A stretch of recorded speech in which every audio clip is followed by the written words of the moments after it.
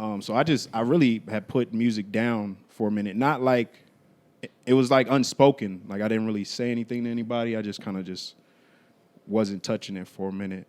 And I told myself, I was like, all right, well, if the itch comes back, then that's how I know I'm supposed to be doing it. Like that's how I know that it's something that I can't walk away from. Yeah, yeah.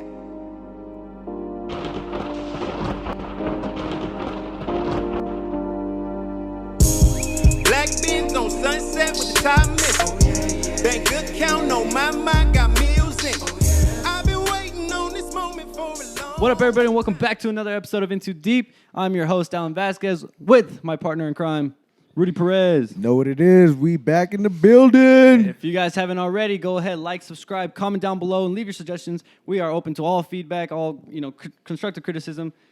Episode, what is it, 17? We're ready to rock and roll. Let's get it started. Today, our guest is an audio engineer, singer, songwriter, and just dropped his EP, Open Season.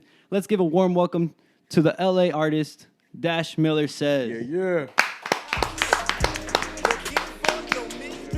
Ooh, super excited for this episode. What up, what up? Have it close, and there you go. And we'll just wrap around the left side. Perfect. So it's good, bro. Check. Only on Radio the left check. side. We can hear you. Yes, sir. Good Yes, sir. audio here. Are we good? We good. Perfect. So it's good, bro. What's happening? Tell us what's up. Man, not much, man. Fill us in. Working on the music is always on the forefront. Just dropped the EP Open Season. Getting good reviews on that so far. Yeah, man. That's Yeah, pretty keep much. it close to you. Oh, check. Yeah. There you go. Yeah, So I can okay. hear you. All right. Yeah, that's awesome. How do you feel about this drop, actually? Well, this one was actually more of I would say I'm kind of coming out of my comfort zone a little bit with this one, just because of the simple fact that the project originally, like what I wanted from the songs to like visuals, how I wanted it to all pan out when I originally started to execute it, none of that actually went down. So I ended up having to like revamp everything, which kind of put me in like, it took me out of my comfort zone with it. But at the same time, I didn't want to have people waiting. I kind of went forward with it, kind of revamped some things, took songs off, added different songs.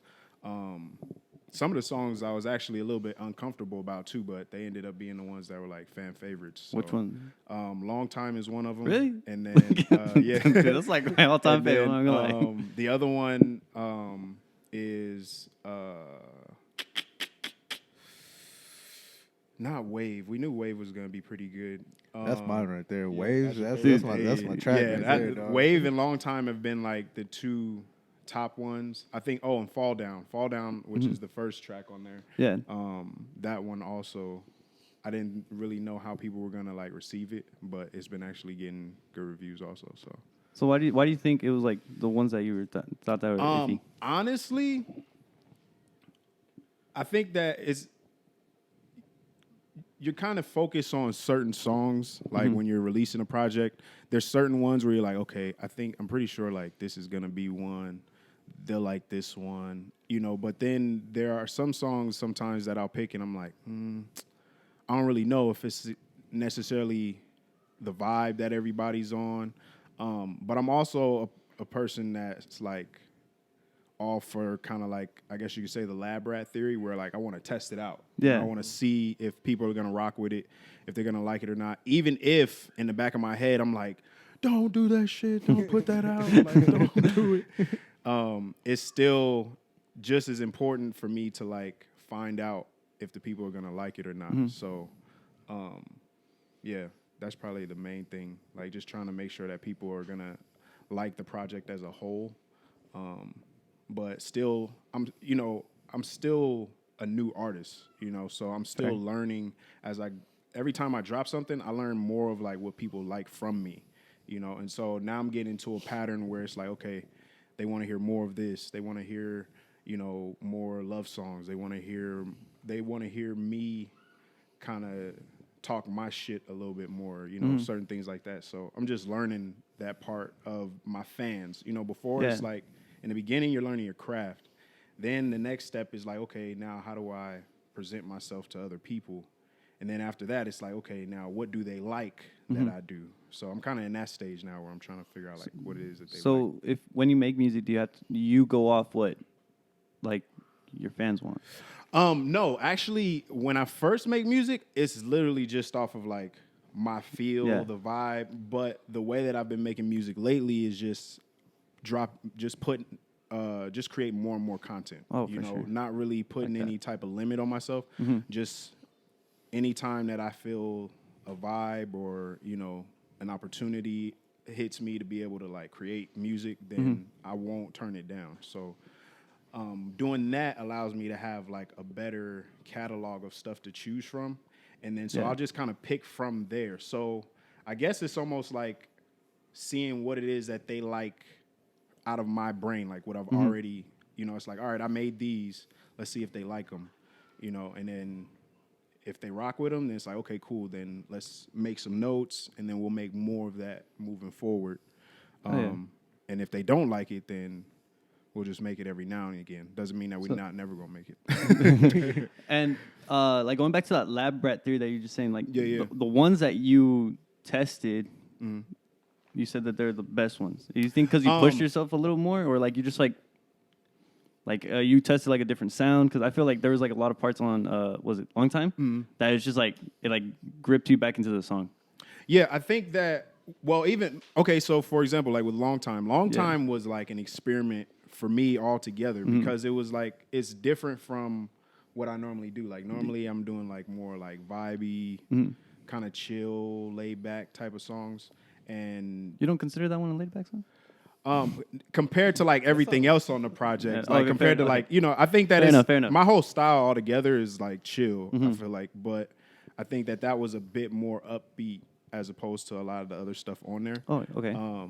But it was still like a major, like it was still like a big kind of test run to kind of see if people were gonna like that kind of vibe from me.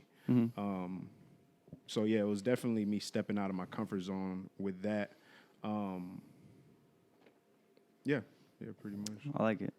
Do you got like a personal favorite track on the EP? On Open Season, my favorite would have to be.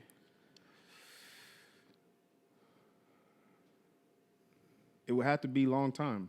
Yeah. No, Like like long time, and then Wave. Wave is the second one. those are the two songs that everybody tapped in for. Word. Bro. Like Hey, that's what's up. those I, are I posted and they're like, "Who's this? Who's this?" on my Snapchat, and they're like, everyone's just like, "Who's this?" I was like, "Dude, it's next guest." Hey, Keep it. appreciate I told everybody to add Waves to their bedroom playlist, bro. Yeah, Like, definitely. Nah. Wave is definitely. I was like, you got to throw this on there. Definitely, dude. Yeah, you have really like I don't know. It's completely different from what, like the past like artists I've had. Yeah. It's like a whole different vibe. Usually rappers and stuff. Right. Like it's like a whole different vibe, very different different tones. So it's really good to have you and like you can like maybe share more and like elaborate more on that like your sound. Like how did you find your sound? Well, my sound is, I would say that it's inspired from 90s R&B because of just how I was raised. Like my parents, my mom and pops are both from the East Coast, but my parents, they raised me here in LA, and that's actually where they met, here in LA. So I was born here in LA, and then my mom met my pops here in LA, and he's a record producer. So Sick.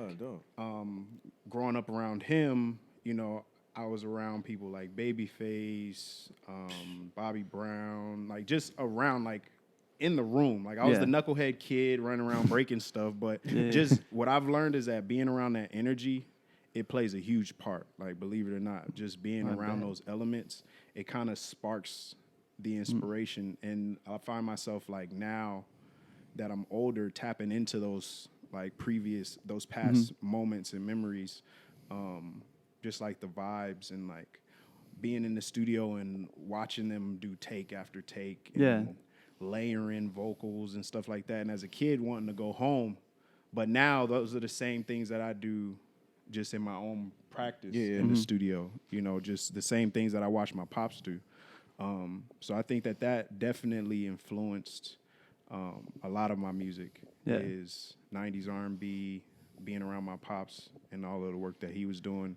My mom, she was a barber in LA, and she did hair for like Michael Jackson, Bobby Wow. Brown, Naughty by Nature. So it was like they were a part of the culture, the 90s culture. They were a part of it. And, you know, I was kind of like growing up around it. But, you know, to say that I was really paying attention as a kid, I really wasn't. It was just like the element. It was just, it was home. It was the studio. It was the barbershop. Yeah. You know, but now I have a way better appreciation for those moments because I'm like, yo, this is why I'm doing what I'm doing now. This is why I feel so connected to music and to dance more than anything else is because of how I grew up. So, yeah. And adding on to that, I had a question where it was like, when did you know that music? So, like, since you grew up with music, when did you know personally that like it was your calling? Probably, if memory-wise, I was like 3 or 4. And my mom was, I was like 3 or 4. And my mom was playing music in the car. I believe it was Guy back in the day. It was a group that Teddy Riley was in. And they used to have this song. It was like, you could have a piece of my love waiting for you. Girl, it's true. And I used to sing that in the backseat of the car. I remember singing that song word for word as a little kid. And that's where it started. And then I could say that maybe when I was like 7 is where I started appreciating vocals because I used to love singing Boys to Men, but I was all the way off key, like off key. And my mom, I would sing along with my mom, but my mom could sing. But my mom was also the type of person like don't mess the song up. Yeah. So one day don't do that. Yeah. So like, she's like, who sings it? So one day, let him sing it. Do it right. yeah, exactly. So one day we're in the car and she like turns the song down and just goes through each section. Like she turns the song up, we listen to it, and then she turns it back down. She's like, okay, now sing that note. And I'm sitting there and I'm singing like the notes. And she's like, no, not like that. And she turns it back up.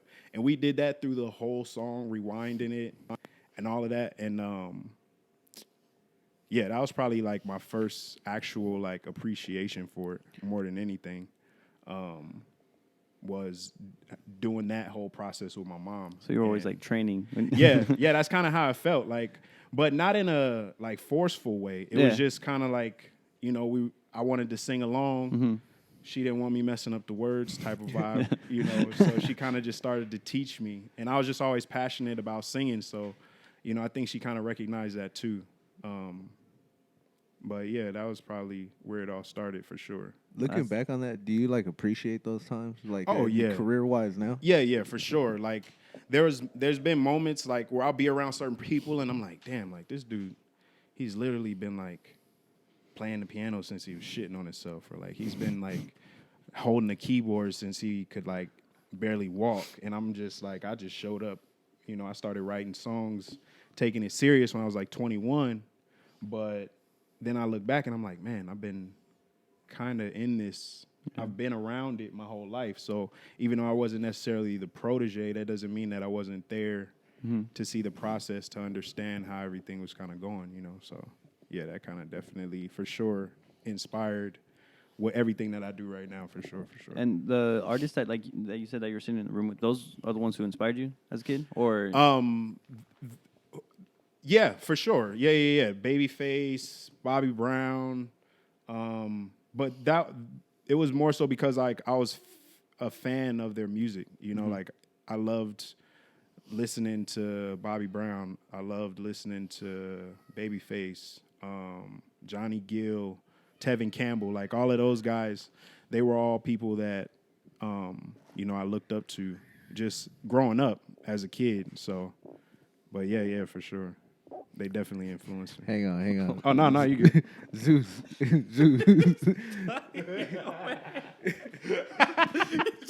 Wait. Hey, Wait, hold on right quick. Hold on. Get him some paper towels, bro. yeah, bro. Hey, with the headphones.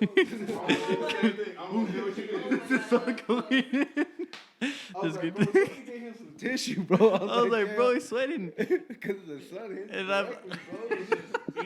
And, and we're back. So getting back onto topic, who are the people you looked up to and inspired you as a kid? People that I looked up to and that inspired me, I would definitely have to say would be the Bobby Browns, the Baby Faces, the Ushers, just 90s R&B, mixed with like classic rock, smooth jazz, because that's the stuff that like I was listening to growing up. You know, my mom loved listening to classic rock. My pops loved driving around listening to 94.7 The Wave.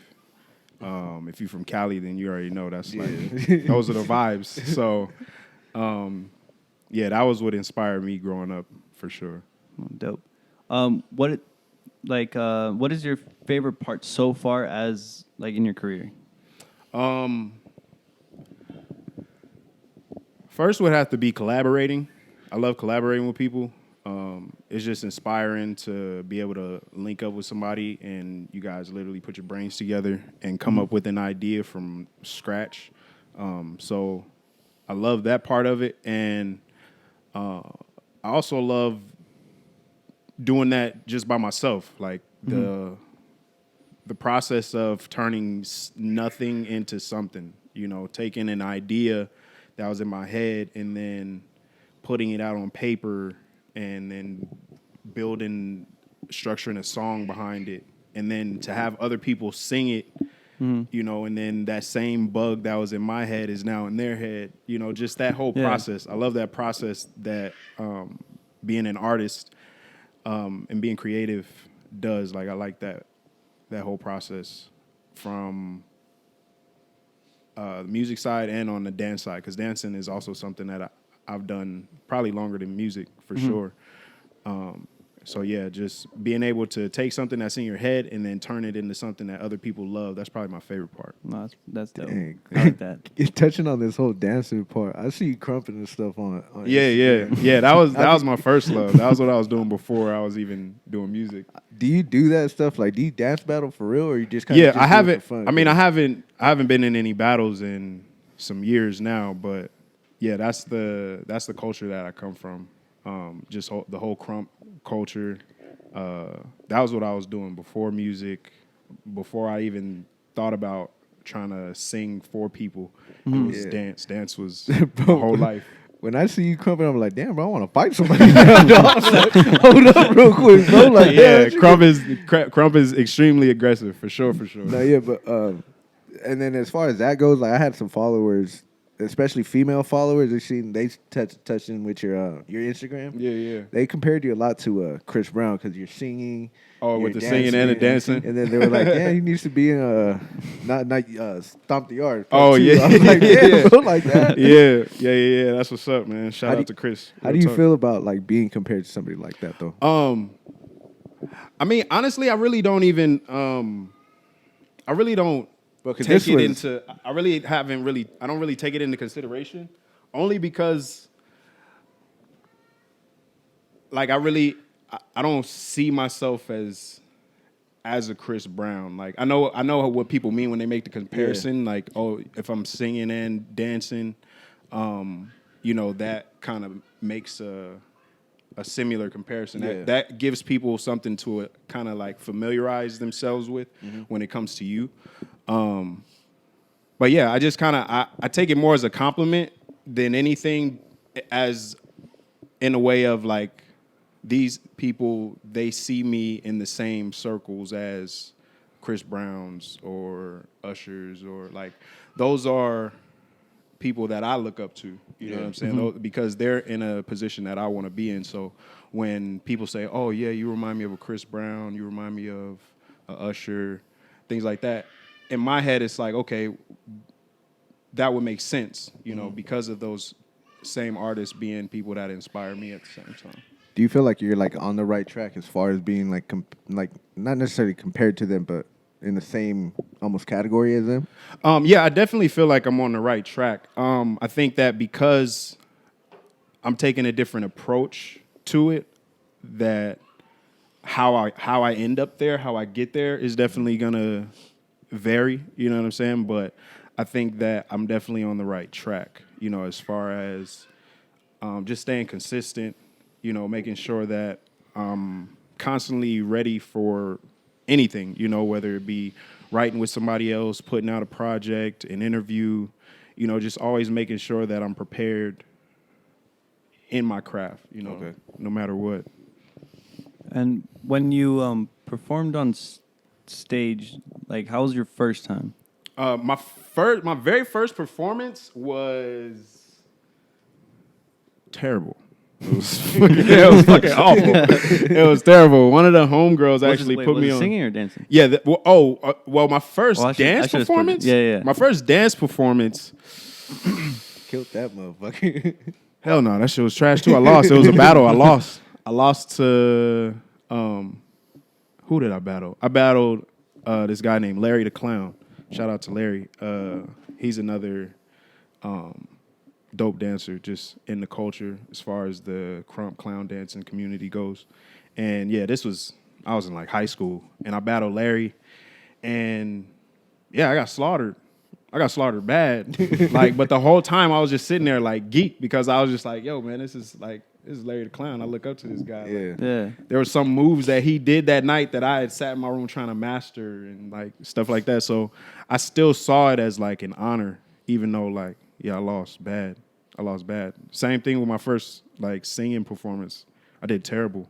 Like people, you know, when you're performing, it's not good when you're performing and people are like in the audience with their phones, like doing stuff on their phone and stuff like that. So like when I looked up at the audience and like half the room is like scrolling through their phone, I was like, yeah, this is a wash. I did terrible tonight. But like I kept going, and because of like coming from the dance background, I knew that it was part of the process. Like when you're in performing, like the best thing that you can do is get like the boos out of the way. Like get the bloopers, get all of the mess ups, get them out the way, because the sooner you can get comfortable with that part, then the easier it is to perform. Like that's the hardest part probably, is like bouncing back from like people booing or like somebody literally screaming at the stage like, you're whack.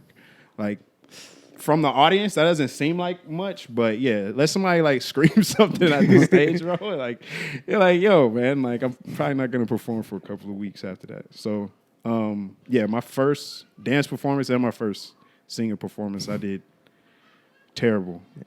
But I learned a lot in both those nights. Like the first night I ever sang in front of an audience, I had been drinking the whole night. Like I had just finished smoking like a bunch of weed. Like I was like not in performance mode. So that also taught me like, hey bro, like if you're gonna do this, you're gonna have to like get a little bit more serious, because you could just be out and somebody asks you to press play. Somebody's gonna ask you to perform. So you gotta be ready at all times. So it immediately put me into a different mindset where I was just like, okay, I gotta take this a little bit more serious, where, you know, you stay ready. You just kind of stay prepared. And sometimes that means that you got to like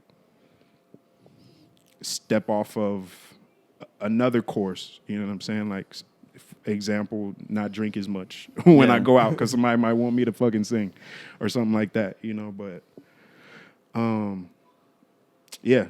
So to answer your question on those two, the dancing and the How did singing. you keep your confidence and like make sure that you were like, nah, I'm not gonna fold, even after all of the failures that you had and the boos and all of that? Because a lot of people fold under that type of pressure. It really came from the dance world. The dance world is what gave me my skin, as far as like being able to get back up and do it again, and not like, you know, somebody says, oh, well, this song is okay, but turn Drake back on, you know, to like dancing, being in the crump world and being in that scene and doing dance battles and competitions and stuff like that. It just kind of, you build up a tough skin where you don't even really think about the wins and losses anymore. It's just another performance, you know, after a while.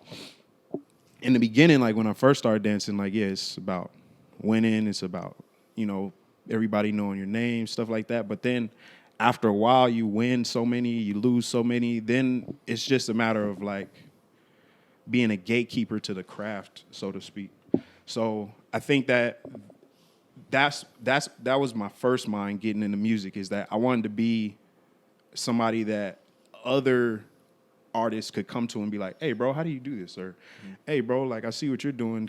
You think you could teach me how to do it? So that was what was important to me first, is to be able to, like, teach what I was doing, because I'm also an older brother. So when learning a new task, if I can teach it to somebody, then I know that that's under my belt. That's just kind of something I picked up as being like an older brother. Yeah. So, yeah, I started out just wanting to teach other people how to do it. And then from there, you know, you get better. You start to improve. But, yeah, dancing is what definitely helped build that confidence, you know, because you win, you lose, but are you going to come back next week? You know what I'm saying? Yeah. Like, however it goes, you know, whether you win or lose, you still got to come back the next week, and then you got to prove it again. And that's the same process with music, too, is like you drop something, they love it, and if they love it a lot, guess what? You got to hurry up and drop something else, because now they want more. They don't want to just play that. They want another one, you know, and another one and another one. So, yeah, you're only as good as the last thing you drop. And so that kind of plays into that for sure. Damn. Did you ever have like a performance or a show that shook your confidence? So where you're like, oh shit, I don't know if I want to do this anymore. Yeah, on the dance side, for sure. I haven't really had one like that in music. I think on the music side, what was frustrating at first was when I started to perform like the open mic nights. And the process with a lot of the open mic nights is, okay, you have two options. You pre-purchase your tickets, and then you sell those to other people, and that's how you get your slot for the night. You know, so let's say you pay $50, you give them $50 up front, and then you divvy out your tickets, or you just have people come to the door, and then when you have $50 worth of people come to the door, then you get to perform. So a lot of times I would just do the latter of the two and just let people know, and then hopefully enough people showed up to where I could perform. So that was probably the most nerve-wracking part for me, because you're just sitting there like, damn, is anybody going to show up? Or like, you know, there's a bunch of people in the room, so you're hoping that your people show up while there's still a bunch of people there, and not like at the end when it's like five people left in the room. Yeah, like when they about to shut it down, you know what I'm saying? So that part was probably the most nerve-wracking on the music side, where after a while it does kind of get discouraging, where you're just like, man, like, you know, nobody came through. And then those same people you invited, you know, the next day, they're like, oh, how did the show go? It's like, well, if you was there, you showed up. No, yeah, exactly. But yeah, that's probably it on the music side, which is probably the most discouraging for me. And then on the dance side, probably the most embarrassing moment. It really wasn't even dancing. If we being honest, it wasn't like a dance moment that made me feel like, damn, like I don't want to do this anymore. It was like the shifting of the relationships in the culture that made me feel like, yo, this might not be the place for me. You know what I'm saying? Like once people grow up, I guess you could say. So like once everybody start growing up, then it's like, let's see what else is out there. You know, kind of like singing. Let me go see what else is out there. So I think that was probably like the shift in dance. There was never really anything that made me feel like, damn, I don't know if I can like keep dancing outside of like, you know, I guess 9 to 5, like having to get a job and stuff. That transition from like it's dance or die to it's dance after 8, 9. The 9 to 5, you know what I'm saying? Like that transition. But yeah, other than that, there hasn't really been anything that like shakes my confidence as far as like what I want to do in music. You know, that I think that I've definitely had my moments where it got tough, but it was more of like life itself. It wasn't like music got I was gonna frustrating. ask, like, have you ever been like in a point where you couldn't, like, it was like a big Oh struggle? yeah. Like when in 2018 was kind of like that turning point, like where I was at a kind of like a crossroad where it was like, am I going to continue to do music or if I'm gonna like put it down? And life was just throwing a bunch of stuff at me with like family and like figuring out living and just real life was happening all at one point. And that basically was probably the moment where I was just like, I don't know, man. I don't know if this is something that I really want to continue to do. So I really had put music down for a minute. Not like, it was like unspoken. Like I didn't really say anything to anybody. I just kind of just wasn't touching it for a minute. And I told myself, I was like, all right, well, if the itch comes back, then that's how I know I'm supposed to be doing it. Like that's how I know that it's something that I can't walk away from. And it was just little by little over time, the passion came back for it. But yeah, it was definitely a struggle. It was definitely a struggle. Like in that time frame, the way I just said it, it made it seem like it's like, oh yeah, it was hard for a minute, and then I put it down, and then it just slowly started to come back. Nah, there would be days where I'm like, oh, I think I could write a song, and then like I'm trying to put words to the paper, and depression kicks in, or like you're like, you know what? Maybe I should just turn off all the lights and lay back in the bed. You know what I'm saying? Like that type of stuff happened. You know what I'm saying? Where it was hard to continue to be motivated. But I told myself, I was just like, anytime I feel that little excitement, I'll try to write. Like I'm gonna try and pin something down. And every time that moment would happen, I would just try to write something. And after a while, it became like whole songs. Yeah. And then I looked up and I was just like, man, I got a nice little project here. And that's how the birth of Isolation, the project I put out before open season. Yeah. That's how that project happened, because it was just it was like the therapy project, I guess you could say, after going through that whole like 2018 through 2019 and probably like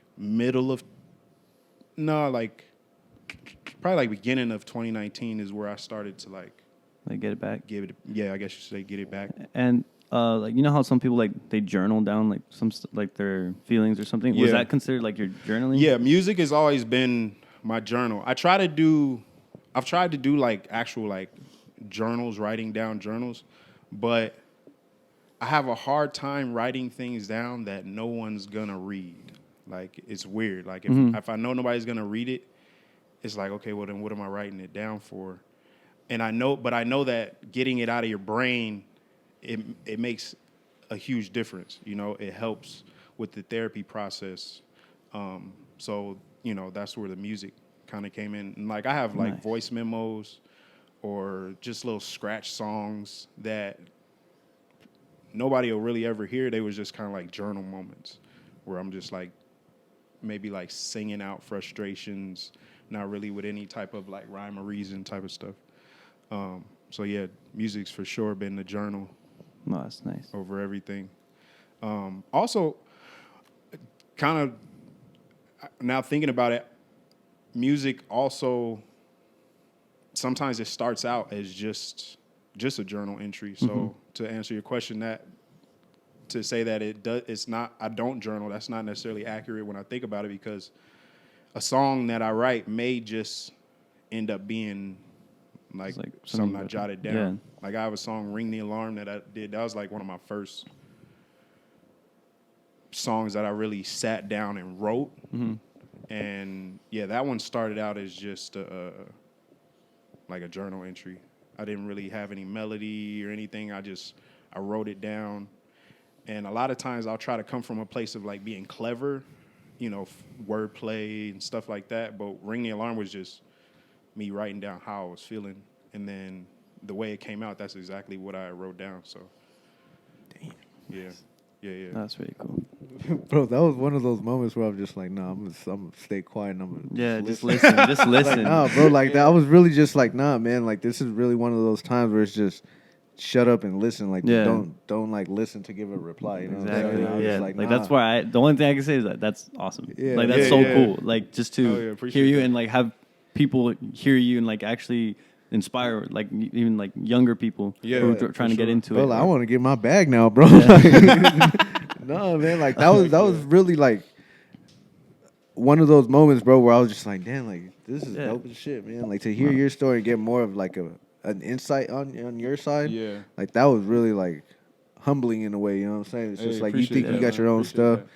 but somebody else is going through something else Exactly, too, and that's you know what this I'm saying? show is honestly about. That's how Yeah. it started. I just like I was going through it, and I just hear people like they just told me their stories, and they're just like I was like, dude, other people are they have it worse, and maybe Yeah. this is what has to be known. This is what people have to know, like the therapy for. Absolutely. You know? Absolutely. And That right that- there, I that was haven't had a moment like that doing this yet up until right now. Yeah, Hey, that was Like that's as far as what's up, like, man. I mean, I've interviewed like other people, but having a moment to where I'm just gonna like listen to you express yourself, like Yeah. this is the first moment for me. Hey, that's what's Oh, up, yeah. man. Yeah, That's yeah. what's up. Oh yeah, real talk, That shit man. was Real love, talk, bro. real That shit was talk. tight. so man. we're gonna do a commercial break real quick because we're on 30 minutes, 36. All right, cool. So we finally reached our 100 subscriber.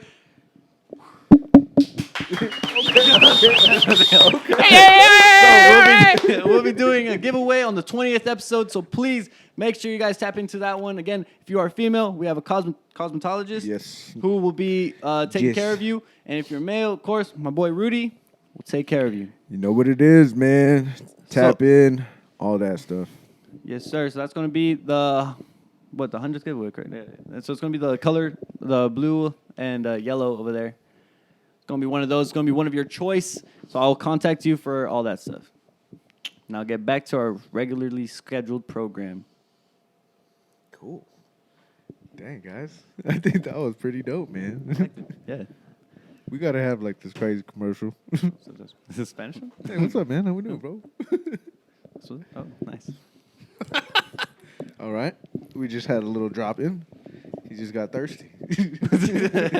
Little.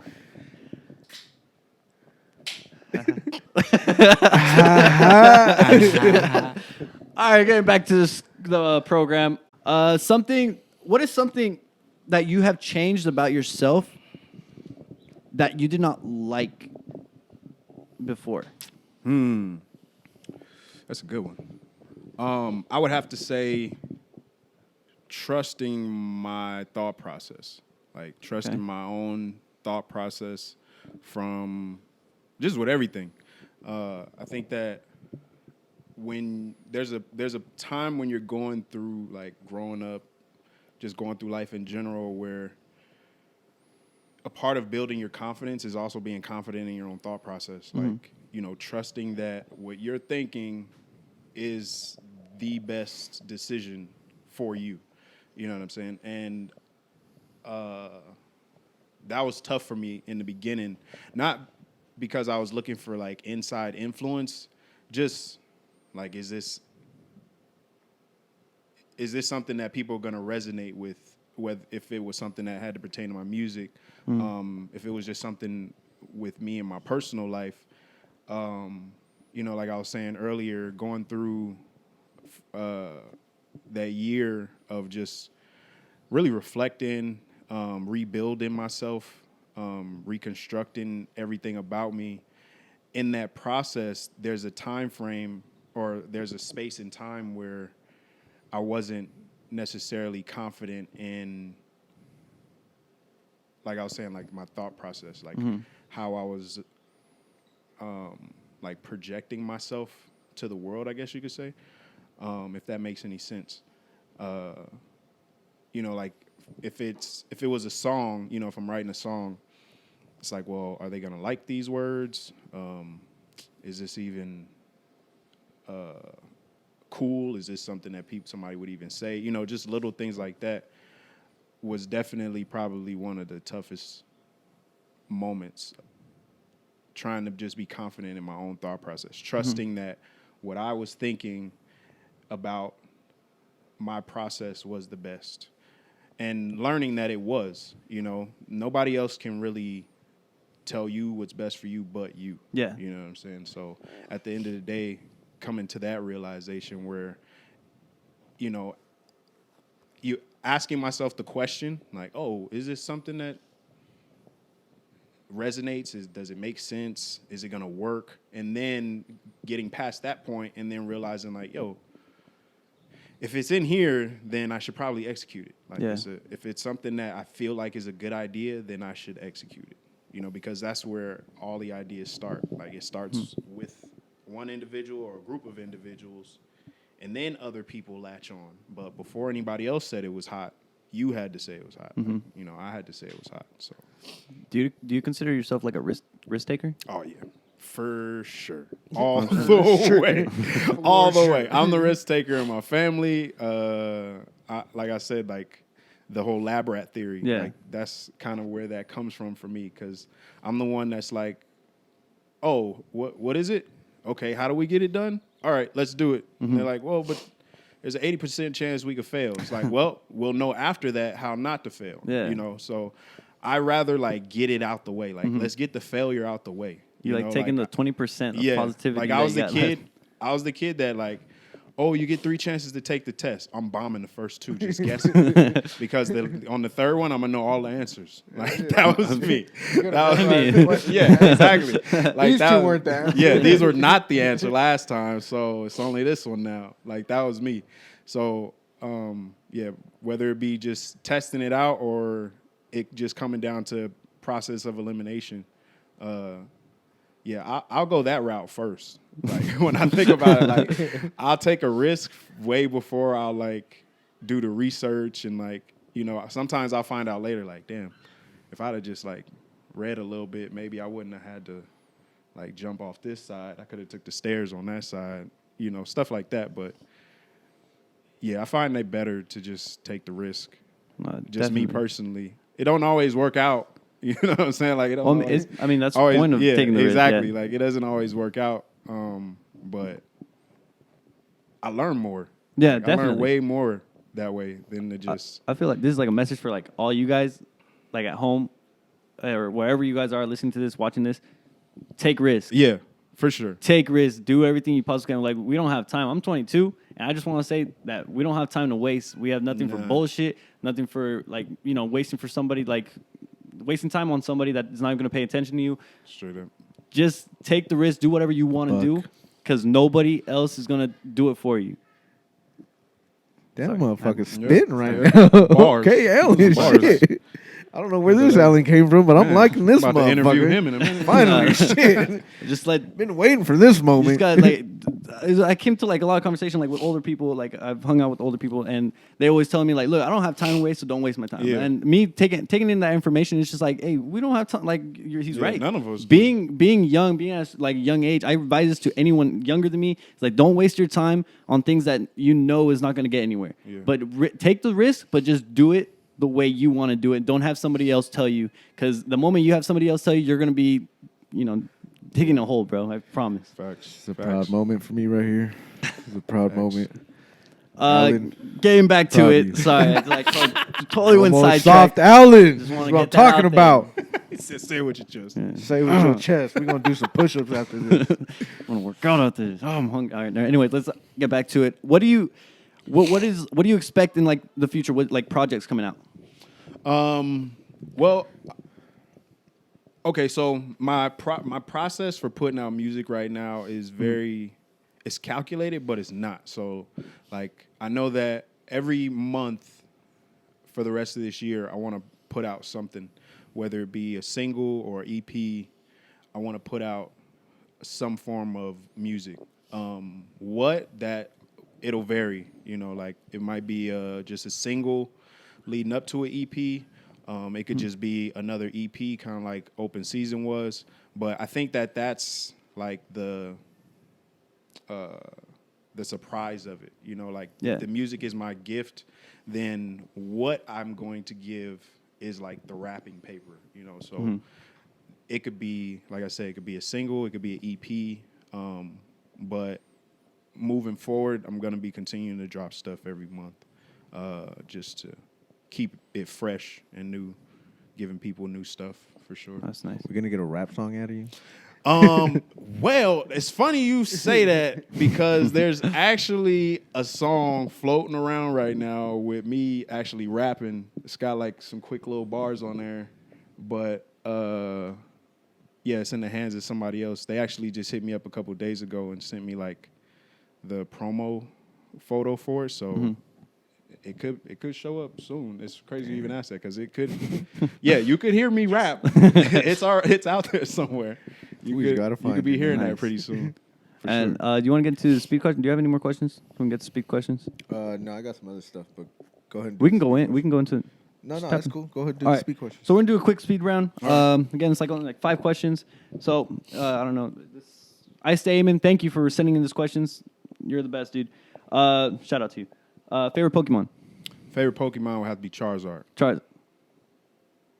That's right, bro. I'm And telling yeah, you, he's man. not up Yeah, there. It's yeah. okay though. It's okay though. They the homies too. Squad, gang. Yeah, Squad. Squirtle the boy, bro. You gotta get a Charmander up I'm like, here, bro. and what's the other one? Bulbasaur. Yeah. Oh yeah, Bulbasaur. Yeah, But that this is Blastoise, bro. This is my favorite. Yeah. Anyways, next question. Favorite Yu-Gi-Oh card?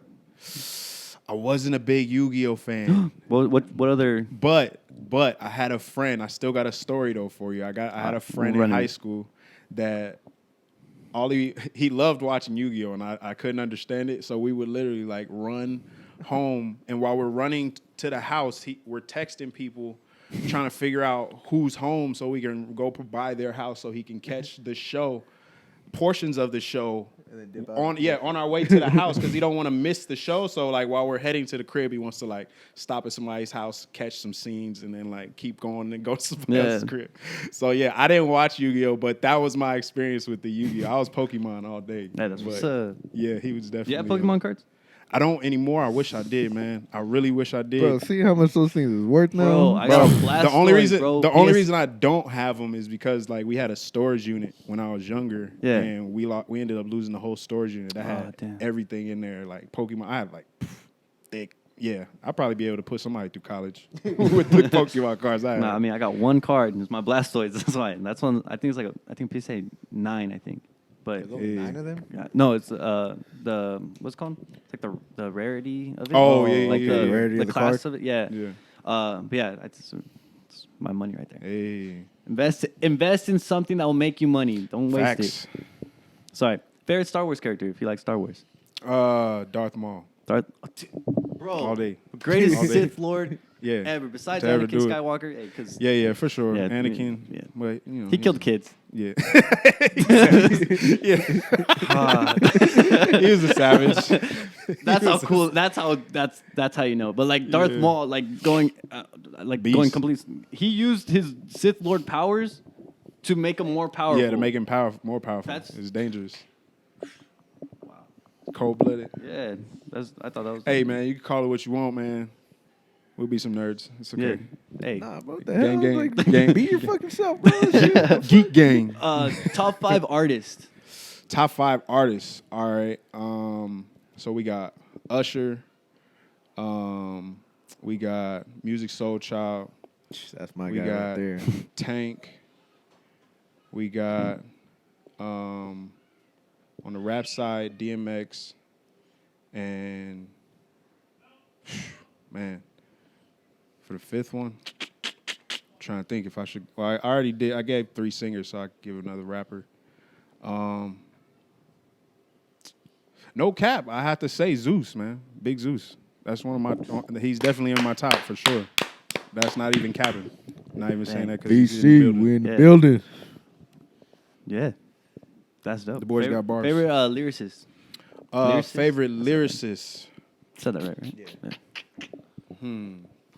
Is that Big With Zeus? the wordplay? Yeah, yeah. I only get one? You could we name doing 5. top You can name 5? 5. Yeah. Top 5 lyricists. I have to say Busta Rhymes. Gotta put Kendrick on there. Nice. Gotta put J. Cole on there. Go. I gotta put DMX on there.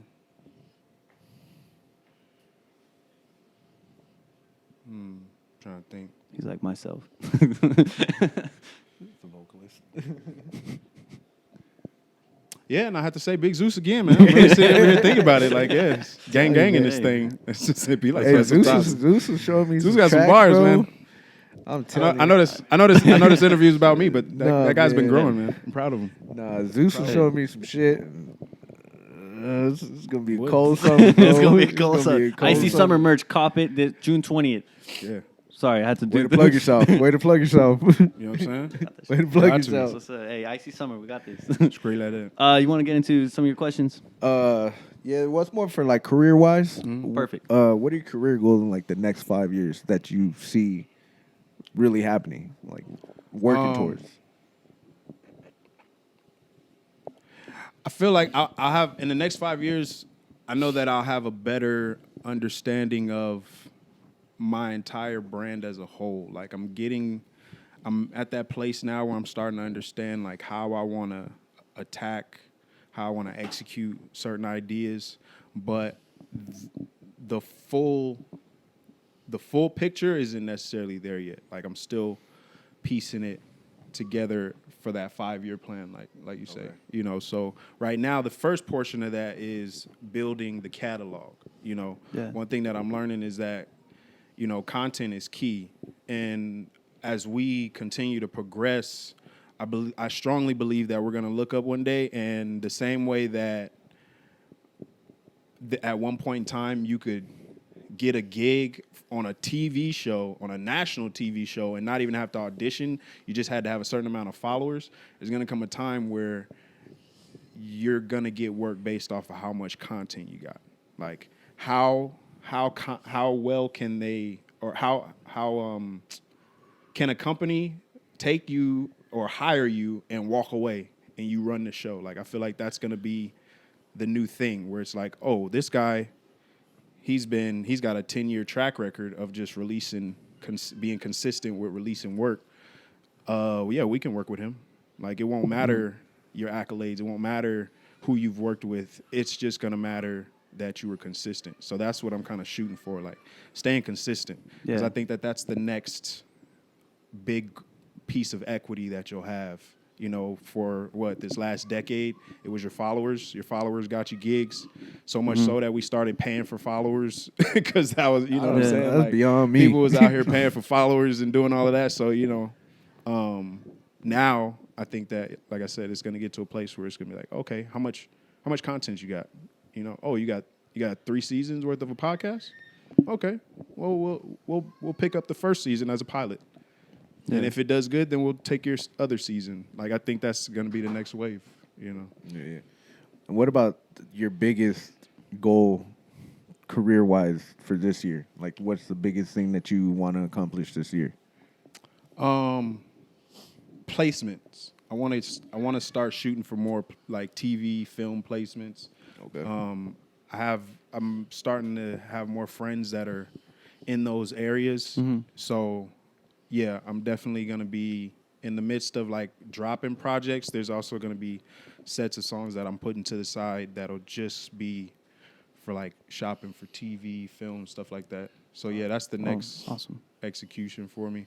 And the way that it'll be executed, because, like, we're halfway through the year already, right? So a lot of what I'm executing now is for the next year. Like, because with music, when you're executing, you're kind of executing for the next season, like, you know, and we're already at summer. So as far as music goes, if you've got a music schedule right now, the year's done. Like this year is booked out, it's planned out, it's pretty much finished. Yeah. So everything that you're doing is to help initiate for the following year, you know. I feel like a lot of artists right now, they're going to be doing like test runs on shows and stuff like that to prepare for the bigger tours next year type of thing. So, yeah, that's for sure where I'm at with it. Yeah. Well, that was dope ass insight. Go ahead, Aaron. Yeah. All right. So last question. I asked all my guests this. What if the whole world was watching, listening, viewing, everything on every platform, what is the message you'll tell them? Well, first and foremost, my biggest message is to trust your process. You know, believe in whatever it is that you're doing, and don't second guess it. And then, yeah, man, Dash Miller Says is on all platforms. Spotify, iTunes, Google, Shazam, you name it. So, yeah, in your downtime, definitely go check that out. Dash Miller Says, all one word. Hey, and the links to the open season is going to be everything's going to be in the link in the description below. Do you have any shout outs you want to do before we close out? Big shout out to my whole squad from Vicious Cycle, Foreign Natives, the family, my producers, Brooklyn Lid, Pico Station, my brother Rose, my girl Rissa, the family, because I couldn't do any of this without them. Big shout out to Zeus for even linking me up with you guys. Oh, dude. Well, we already squad. You already know. No, I'm But grateful that you definitely came already on. DC. I'm grateful you came on. You shared your story. 100%. A lot of people are going to get a lot from this. Heck yeah, It's really man. I cool. hope That's so. what I hope this is so. the whole purpose of this. The crazy Yeah. thing is with that, like, we asked Zeus if you can help us get one person on the show, and you have to help plug us.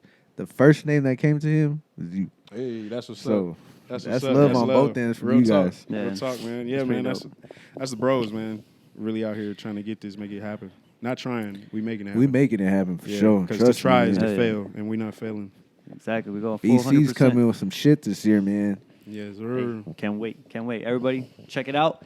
Thank you guys for watching, listening, everything. We're going to be on every platform. Jay-Z. Monday. Check out his stuff. Check out Rudy. Again, we'll be announcing the 100th subscriber giveaway on the 20th episode. Check it out. What else I was going to say one more thing. Yeah, you guys got to be a follower of both there you AKAWA Films on YouTube and the N2D podcast on Instagram in order to enter the raffle. And yeah, we'll be announcing the winner soon. Hell yeah. And check us out. We're good. Yeah. Stay vicious. Peace.